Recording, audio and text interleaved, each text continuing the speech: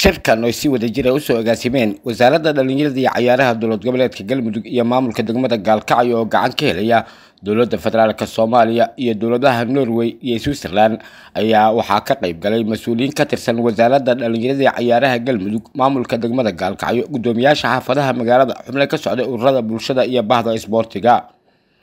ugu horreyn furitaanka kulankan waxa ka hadlay agaasimaha waaxda arrimaha bulshada maamulka degmada Gaalkacyo Daahir Maxamuud Cilmi oo ka warbixiyay ujeedka kulankan saaka waxaan intiina isugu keenyaarnay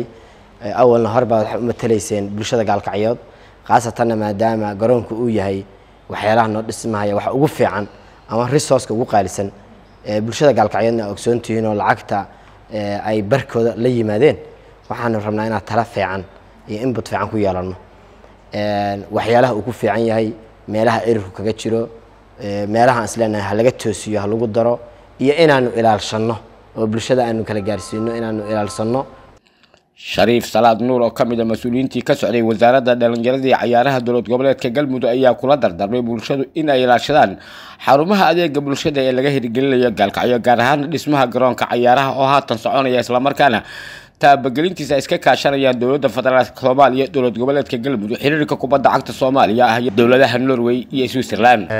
kulankan maanta ay soo qaybqaabisay wasaaradda dhalinyarada ciyaaraha oo kaashanaysa maamulka degmada Gaalkacyo oo darnaa sidii gacan ku haynta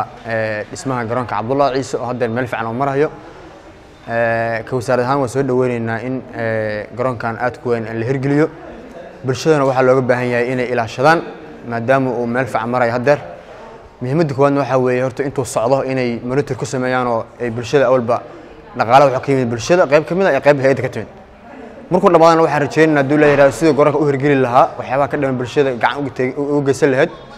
maalmaha roobka jiro kale dawladda inay yimaadaan qashimada iyo waxyaabaha loo baahan yahay markastoo ciyaar dhacaan caagadaha lagu tuuray waa garoon bulshada eelada bulshada laga raayay marba ilaashadaan kulankan ayaa intuu socday waxa xubnihii ka qayb galay ay kaga aragti dhiibteen sida bulshada kaalin uga qaadan karto ilaashashada mashaariicda dhismaha garoonka kubadda cagta Cabdullaahi Ciise iyo sida loo maareyn karo caqabadaha soo laaban kara aad iyo aad ayaan maanta ugu mahadsanahay ugu faraxsanahay meesha uu marayo waxaan kale oo talahaan u soo jeedinayaa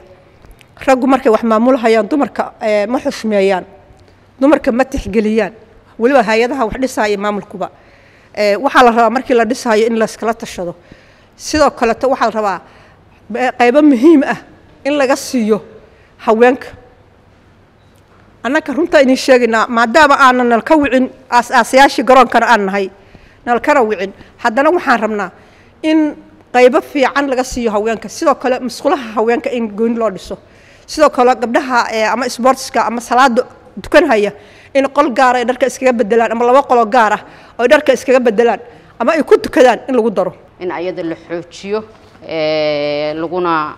dhameystiro sidoo kale bulshada reer Gaalkacyo waa inay ilaashadaan garoonkan iyo meelaha oo danta guud ah muhiimadda koobaad waxa waaye lahaansho inay muujiyaan sababtoo ay tahay contribution waaye xubnihii ka qayb galay kulanka oo isugu jiray mas'uuliyiin iyo bulshada ayaa markii kulanku soo ilaaliyay si wada jir kormeer ku tagay xarunta uu ka socday dhismaha garoonka ciyaaraha Cabdullaahi Ciise Maxamuud oo hirgelintiisa iska kaashanayaan dowladda federaalka Soomaaliya dowlad goboleedka Galmudug xiriirka kubadda cagta Soomaaliya bulshada reer Gaalkacyo oo ka dhaqaale ka helaya dowladaha Norway iyo Switzerland Cabdirasaaq Maxamed Axmed warbaahinta qaranka Soomaaliya Gaalkacyo.